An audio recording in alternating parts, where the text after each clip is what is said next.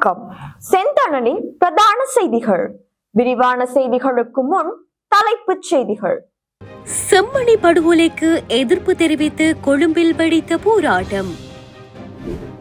அமெரிக்காவின் வரி விதிப்பால் 8 லட்சம் இலங்கையர்களின் வாழ்வாதாரம் கேள்விக்குறி. நல்லூர் திருவிழாவை முன்னிட்டு காங்கேசன்துறை நாகப்பட்டினம் கப்பல் சேவையில் விசேட சலுகை. குடும்பத்தோடு சிக்கிய கெஹலிய குற்றப்பத்திரிகைகள் தாக்கல். பொருளாதார நெருக்கடியினால் நாட்டின் சனத்தொகைக்கு ஏற்பட்டுள்ள பாதிப்பு ஐநா அறிக்கை. வவுனியாவில் தொடருந்து மோதி ஒருவர் பலி. வீடொன்றின் பின்புறத்தில் புதைக்கப்பட்டிருந்த மனித கால் விசாரணையில் அதிர்ச்சி.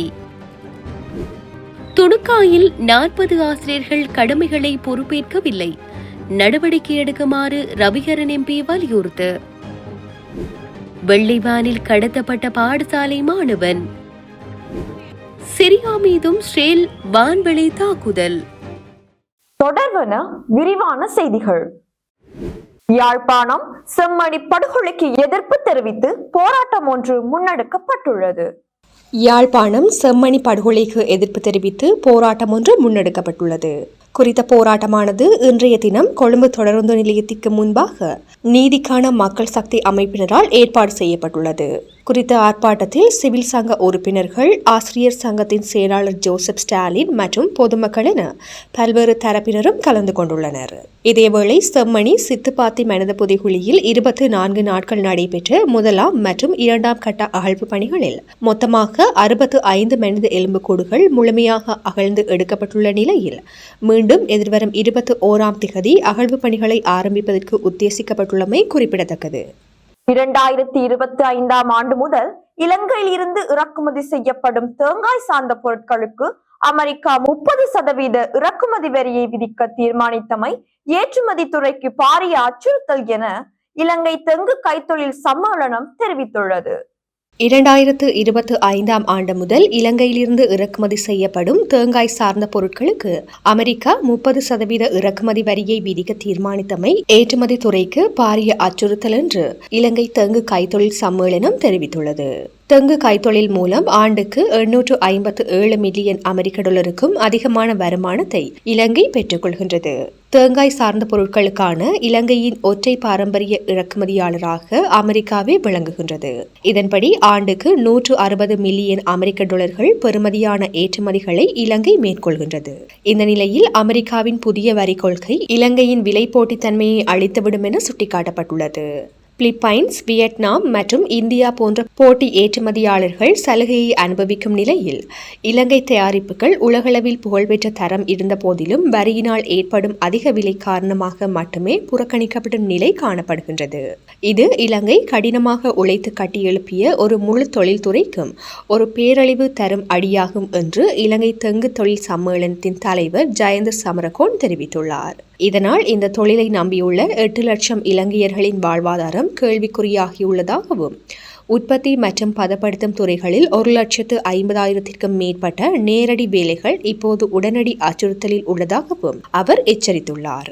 நல்லூர் பெருந்திருவிழாவை முன்னிட்டு காங்கேசன்துறை நாகப்பட்டினம் இடையே கப்பல் போக்குவரத்தில் ஈடுபடும் பயணிகளுக்கு விசேட சலுகைகளை வழங்க உள்ளதாக சிவகங்கை கப்பல் நிறுவனத்தின் உரிமையாளர் சுந்தர்ராஜன் தெரிவித்ததாக அந்த நிறுவனத்தின் இலங்கைக்கான பணிப்பாளர் ஜெயசீலன் தெரிவித்துள்ளார். நல்லூர் பெருந்திருவிழாவை முன்னிட்டு காங்கேசன்துறை நாகப்பட்டினம் இடையே கப்பல் போக்குவரத்தில் ஈடுபடும் பயணிகளுக்கு விசேட சலுகைகளை வழங்க உள்ளதாக சிவகங்கை கப்பல் நிறுவனத்தின் உரிமையாளர் சுந்தர்ராஜன் தெரிவித்துள்ளதாக அந்த நிறுவனத்தின் இலங்கைக்கான பணிப்பாளர் ஜெயசீலன் தெரிவித்துள்ளார். அவர் மேலும் தெரிவிக்கையில், தற்போது காங்கேசன்துறை நாகப்பட்டினம் இடையே கப்பல் வழியாக போக்குவரத்தில் ஈடுபடும் பயணிகளுக்கு இருவழி கட்டணமாக 28,300 ரூபாவும், காங்கேசன்துறையிலிருந்து நாகப்பட்டினம் செல்வதற்கு ஒரு வழி கட்டணமாக 12,300 ரூபாவும், நாகப்பட்டினத்தில் இருந்து காங்கேசன்துறை வருவதற்கு ஒரு வழி கட்டணமாக 16,000 ரூபாவும் அறவிடப்படுகின்றது. இதேவேளை நல்லூர் பெருந்திருவிழாவை முன்னிட்டு எமது பயணிகளுக்காக விசேட சலுகைகளை வழங்க உள்ளோம். அந்த சலுகைகள் தொடர்பாக விரைவில் அறிவிப்போம். எமது கப்பல் சேவையானது வழமை போல செவ்வாய்க்கிழமை தவிர்ந்த 6 நாட்களும் சிறப்பான சேவையில் ஈடுபட்டு வருகின்றது. மேலும் கப்பல் சேவையில் ஏதாவது மாற்றங்கள் நிகழும் இடத்து அவை குறித்து நாங்கள் முன்கூட்டியே அறிவிப்பு வழங்குவோம் என அவர் தெரிவித்துள்ளார். முன்னாள் சுகாதார அமைச்சர் ஹெகலிய ரம்புக்வெல்ல, அவரது மனைவி, 3 மகள்கள் மற்றும் மருமகன் ஆகியோருக்கு எதிராக நிதி மோசடி குற்றச்சாட்டின் கீழ் இன்று கொழும்பு மேல் நீதிமன்றத்தில் குற்றப்பத்திரிகைகள் கையளிக்கப்பட்டன. முன்னாள் சுகாதார அமைச்சர் கெஹலிய ராம்புக்வெல்ல, அவரது மனைவி, 3 மகள்கள் மற்றும் மருமகன் ஆகியோருக்கு எதிராக நிதி மோசடி குற்றச்சாட்டின் கீழ் இன்று கொழும்பு மேல் நீதிமன்றத்தில் குற்றப்பத்திரிகைகள் கையளிக்கப்பட்டுள்ளன.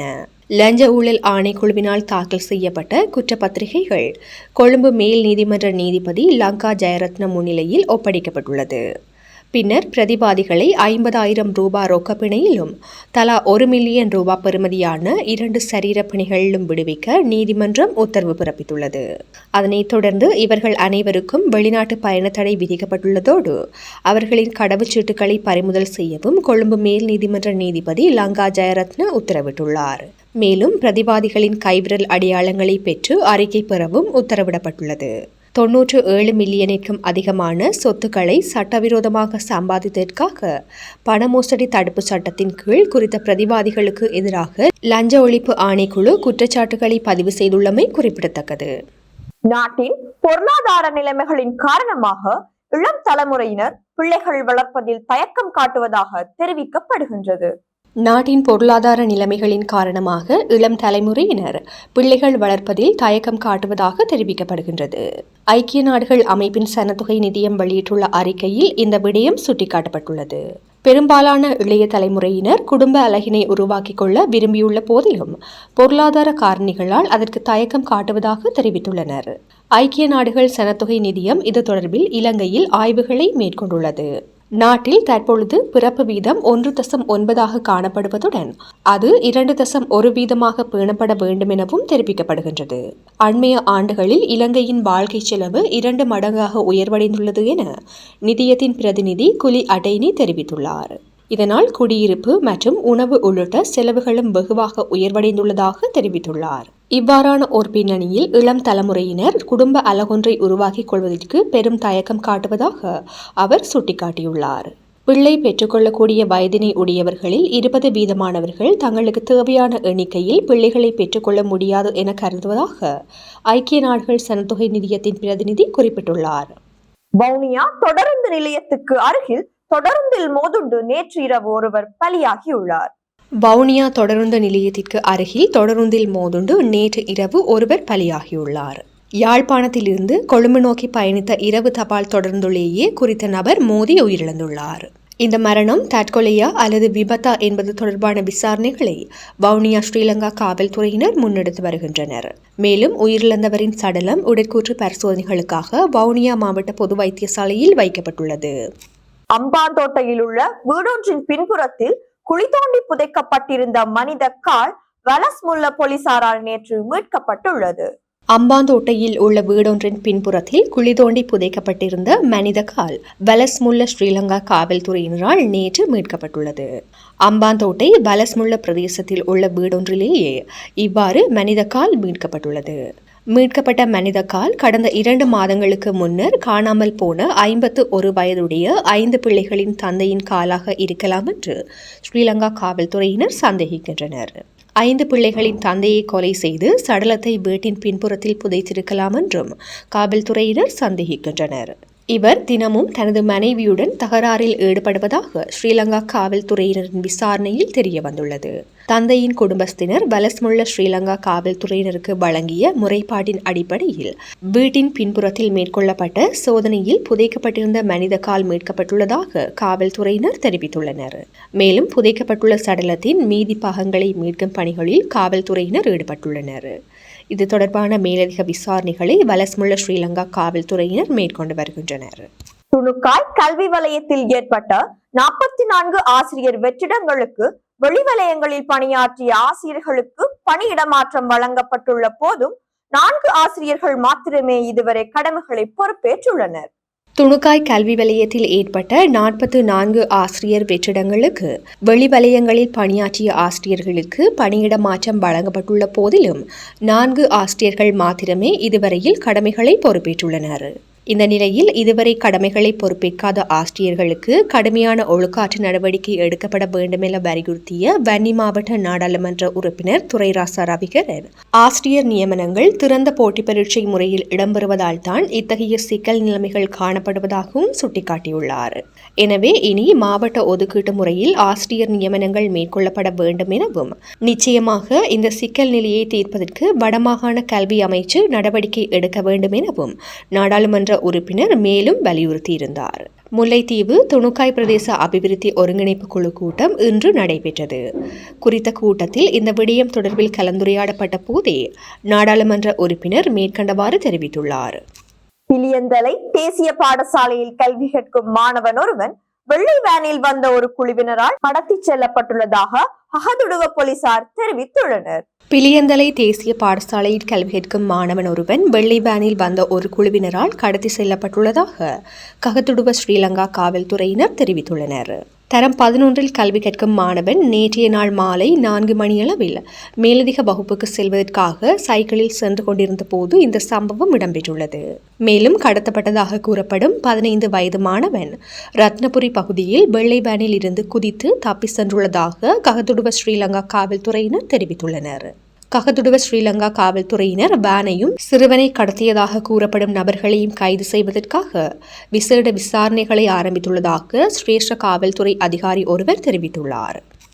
இனி சர்வதேச செய்திகள்.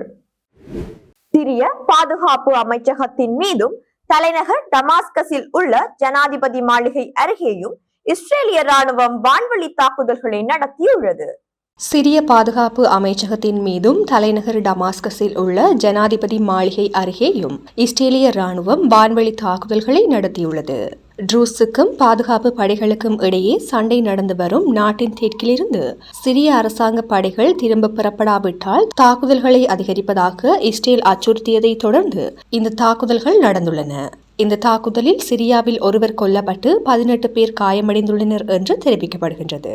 அல் ஜசீராவின் மூத்த அரசியல் ஆய்வாளர் மர்வான் பிஷாரா சிரியாவில் இஸ்ரேலிய தாக்குதல்களை கொச்சையான கண்காட்சி என்று தெரிவித்துள்ளார்.